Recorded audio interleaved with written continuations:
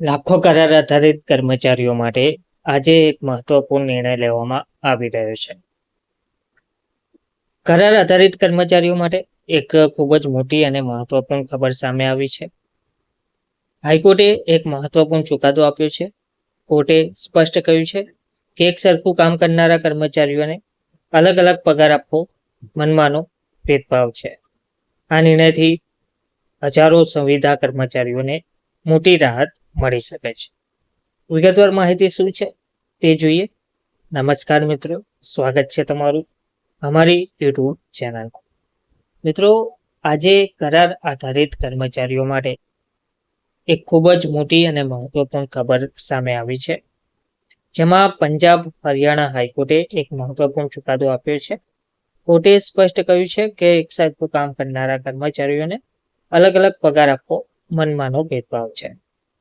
આ નિર્ણયથી હજારો એવા સંવિદા કર્મચારીઓને મોટી રાહત મળી શકે છે. કોર્ટના જસ્ટિસ હરપ્રીતસિંહ બરાડે દ્વારા જણાવવામાં આવ્યું હતું.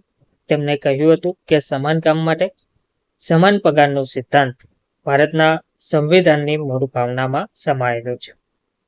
જો રાજ્ય એક જ કામ માટે અલગ અલગ વેતન આપે છે તો તે બંધારણના સિદ્ધાંતોના વિરોધમાં જોવામાં આવશે. આ કેસ હરિયાણાના કૈસલ જિલ્લાના એક કર્મચારી સાથે જોડાયેલો છે. અહીં સહાયક લાઇનમેન અને પરિચારકના કુલ 1100 પદો માટે ભરતી જાહેર કરવામાં આવી હતી.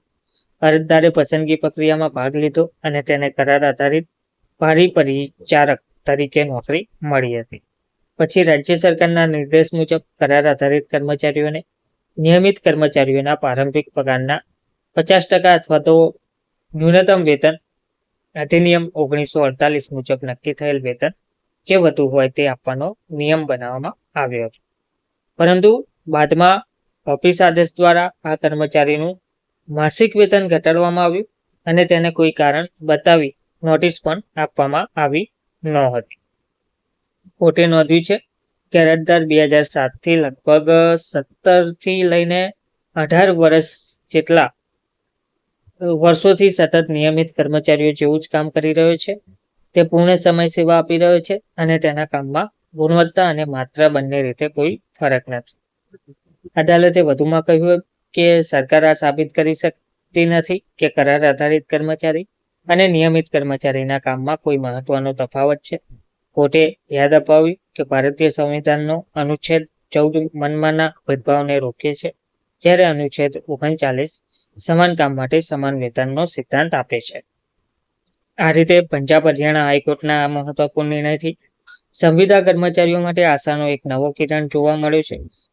તો મિત્રો, જો તમને આ માહિતી ઉપયોગી લાગી હોય તો વિડીયોને લાઈક કરજો અને ચેનલને સબસ્ક્રાઈબ કરવાનું ભૂલતા નહીં. અને આવી જ મહત્વપૂર્ણ ખબર માટે અમારો સાથ આપતા રહેજો.